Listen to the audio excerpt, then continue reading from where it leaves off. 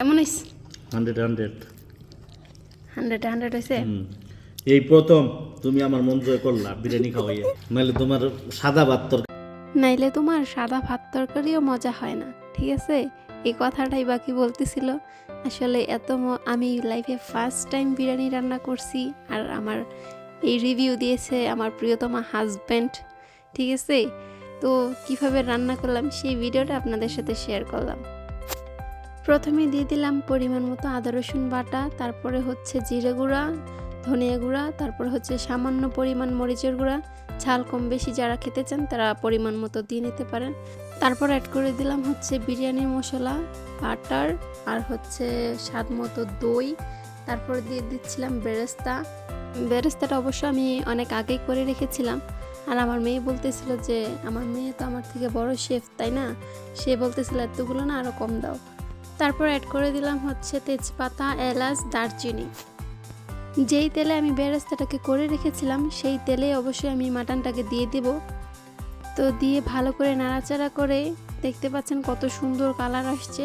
আর এই সাইড দিয়ে আমি রাইসটাও বসিয়ে দিলাম। তো দিয়ে দিব পরিমাণ মতো তেলটা দিলে হয় কি যে রাইসটা একটার সাথে আরেকটা লেগে যায় না। তারপরে দিয়ে দিয়েছি জিরা, এলাচ আর তেজপাতা, দারচিনি একটা দিয়েছি। তো দিয়ে কিছুক্ষণ নাড়াচাড়া করে দিলাম। আর এখন প্রায় রাইসটা হয়ে এসেছে, মানে খুব বেশি নরমও না আর শক্তও না, এরকমভাবেই রাইসটাকে রান্না করে নিতে হবে।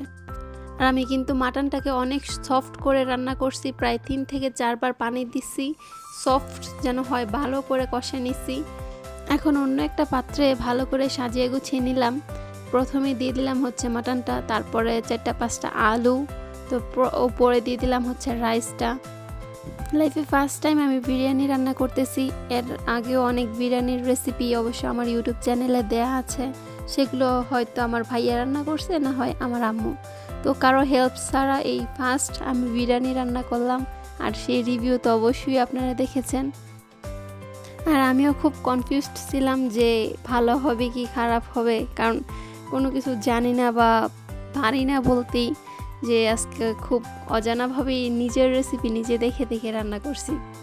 তারপরে আলহামদুলিল্লাহ অনেক ভালো হয়েছে। আর উপর থেকে আমি দিয়ে দিচ্ছি হচ্ছে যে বাটার আর হচ্ছে মিল্ক, দুটা মিক্স করে উপর থেকে দিয়ে দিছি। তারপরে হচ্ছে আর বাদাম, যে কোনো বাদামই আপনি ব্লেন্ড করে উপর থেকে হালকা ছিটিয়ে দিলে অনেক ভালো হয়, স্মেলটা অনেক খুব ভালো আসে আর কি।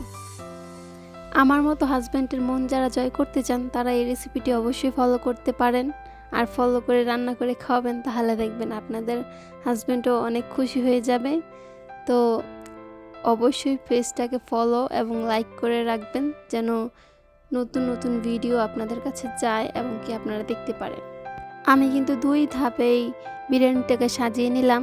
তারপর উপর থেকে বেরেস্তাটা দিয়ে তারপরে হচ্ছে সেই দুধটা দিয়ে দিলাম। তারপর উপর থেকে দিয়ে দিব হচ্ছে বাদামের গুঁড়োগুলো, দেখতে পাচ্ছেন কত সুন্দর হয়েছে। তো সব কিছু একদম পারফেক্টভাবে দিয়ে উপর থেকে ঢাকা দিয়ে দিতে হবে। আর আমি আটা দিয়ে চারদিকটা আটকে দিয়েছি যেন কোনোভাবে ভিতরে বাফটা না বের হয়ে যায়। তো ঢাকনাটা কালো হওয়ার সবচেয়ে বড় কারণ হচ্ছে আমি, মানে সেটাও একদিন স্টোরিটা শেয়ার করবো কীভাবে এই ঢাকাটা কালো হয়েছে।